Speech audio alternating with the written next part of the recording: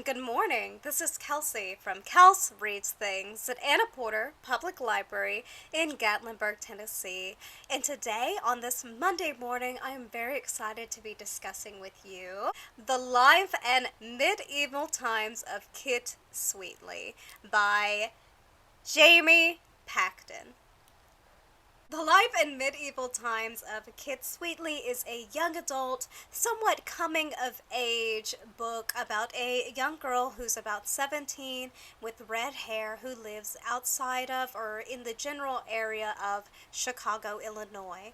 And she works for her uncle who owns a Renaissance fair-esque restaurant that also has a large field where knights can battle each other during the dinner theater shows.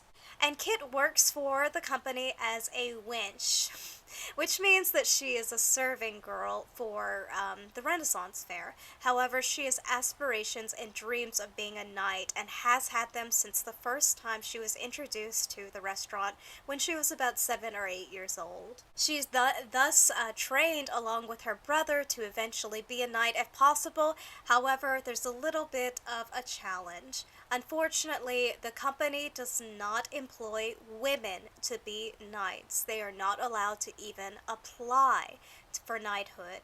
And Kit, along with her adorable, charming bunch of gal friends, decide to challenge this sexist and outdated policy. And thus you have the general plot and premise of The Life and Medieval Times of Kit Sweetly. Okay, so that was the general plot and premise of this book. I won't exactly explain how Kit eventually kind of challenges this company, but I will say in the beginning, Kit gets the chance to prove herself as a girl knight. Whenever her brother ends up being unable to perform as a knight, she takes his place for the evening, wins, and gains a lot of media attention. And she takes that and just kind of forges forward in order to create a difference for the company that she works for. However, along with that, she runs into challenges, issues, and her own guilt in terms of a lot of the things that she's facing.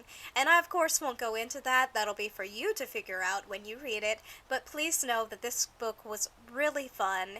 It was a nice, fresh breath of air, and I liked the fact that Kit went against a lot of old ideals and still kept a relatively positive and spunky note about herself and didn't let old ideals put her down.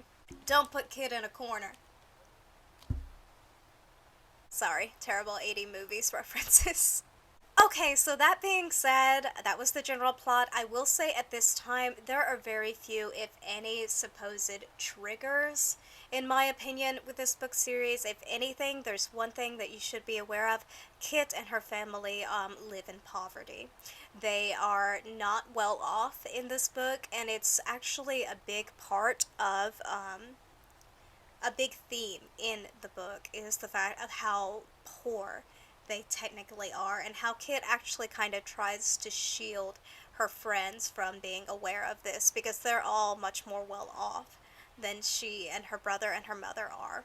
There is a missing slash non-accountable father, and again, there's poverty, so if anything, there's maybe a little bit of family struggles and issues, as well as the life-altering issue of poverty. But other than that, I can't really think of any necessary triggers that the readers should be aware of before you pick up this book.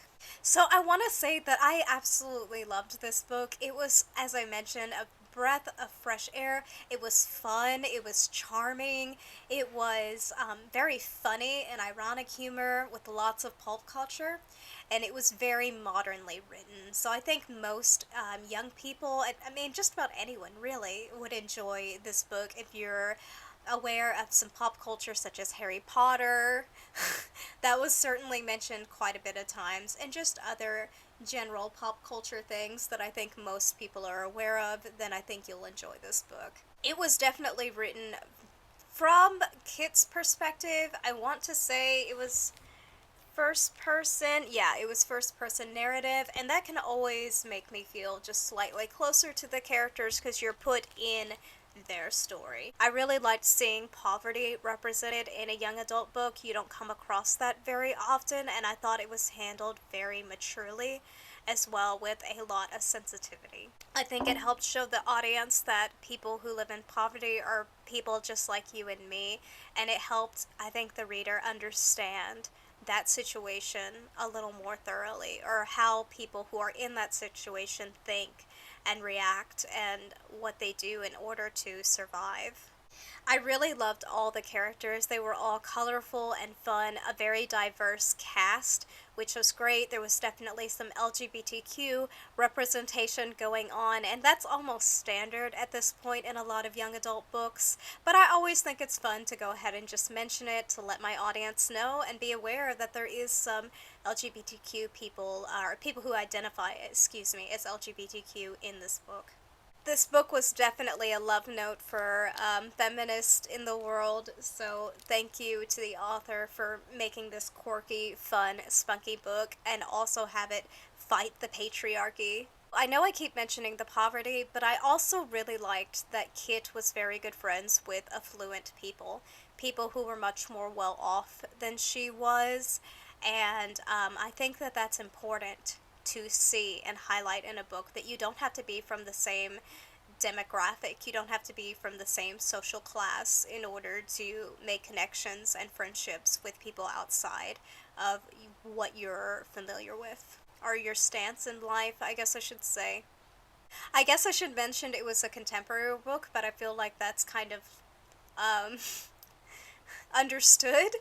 It's very much a modern contemporary book about a modern contemporary issue, and I think that it was handled very respectfully. And now I'm going to talk just a little bit briefly about the characters. Kit specifically, I really liked her as a character. She was spunky, as I think I've mentioned like 3 times. She was fun, she was brave, but she also came with her flaws and makes a decision or two that I questioned, and it definitely came back later to kind of haunt her in a way. But of course, this is a young adult book, and if there weren't challenges to unfold or mistakes that the characters make, then it wouldn't be nearly as entertaining. I really believed in her, and I wanted her to fight and win this fight the entire time. And it was really exhilarating even just to read about her experience with trying to become a knight and learn about the moves that she had to learn and the hours practiced and sacrificed. It was just overall a really engaging book that I thoroughly enjoyed. I also thought that Kit was very determined and extremely intelligent for her age. She didn't back down from a fight, and that's always something I appreciate in a female character, in any character really, but it was just exceptionally important, I think, for her character to be the skung-ho, because otherwise I don't know if she would have been able to accomplish her goal. She's also proud and definitely frustrated with her situation in life. She is in this current situation with her mother and her brother because of another family member, and I probably won't really discuss that very much, but they are very much to blame for the situation that they're in, and you can feel her anger and her resentment. And at one point, she does confront this character, and I like the way it was done because I think it was very realistic. You're not always going to resolve every issue that you have with individuals who've wronged you in your life, and I think it was very realistic the way that it was handled. Kit's cast of colorful friends were just that, colorful and fun, unique. They all kind of, like, the ones that stood out the most were definitely Jet and Layla. Those are Kit's 2 very best friends. One is obviously the romantic interest, Jet, and the other one is her best friend since, I think, grade school, Layla. And they were, like her, very endearing. They were supportive. They were fun. Jet was always getting Kit food or something, or just being there and available for her when he needed her, and vice versa when she needed him. So I really liked that about him specifically, and Layla was more or less the same way, always a supportive friend and just available pretty much anytime Kit needed her. up until a certain point in the book when there is definitely some discord between Kit and her friends. But again, I'm not going to say a whole lot because I don't want to give too much away. But there are always going to be challenges that characters run into, so please be aware of that. I did feel like her friends were a bit petty about the issue that they run into with this book, to the point where it wasn't exactly, I think, fair to Kit, but at the same time, they were up against potential threats that they couldn't avoid either on her behalf. So in a way, I definitely understood their reactions and their stance, but at the same time, I was like, come on, guys, you're fighting for a bigger cause. You're fighting for something that's bigger than just you as an individual. And I think Kit felt that way as well, and that's what I really admired about her. And the last thing I'm going to say about Jet is it was apparent to me from the beginning that they obviously had feelings for each other. In fact, Kit brings it up that they have this pact where they're not going to basically get involved with each other whatsoever because they want to ensure that it doesn't ruin their friendship. But I love any kind of either enemies to lovers or friends to lovers kind of story, and I think that the author did a great job with that and with these two characters. And that being said, it was definitely maybe not even a PG-13 book, maybe even just PG in terms of the romantic scenes. Very, very appropriate for pretty much any audience. Not that it's my job to ever tell you what's appropriate or what is not, but that just being said, I don't think anyone will be uncomfortable with the content that is present in terms of romantic themes.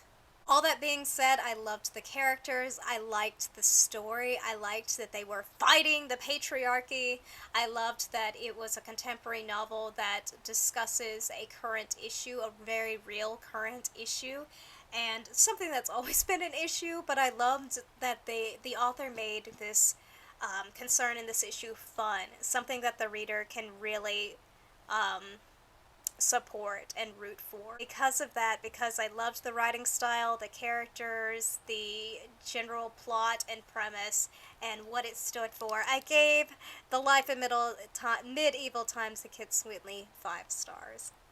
Okay, so that's all I had to say today in terms of that book specifically, but I will most likely be doing another book review with you this Friday, discussing either one of the City of Glass books, or I'll be discussing one of the Clockwork books, both series by Cassandra Clare, as I am starting to I've reached my halfway goal for my reading challenge on Goodreads. I plan on reading 50 books this year. I have currently read 25, and because of that, I am running out of time to review all the books that I've read this year. So in order to kind of keep up, I'm going to try to start doing at least 2 book reviews a week. Probably no more than that, but at least 1 a week, and most likely 2 every week.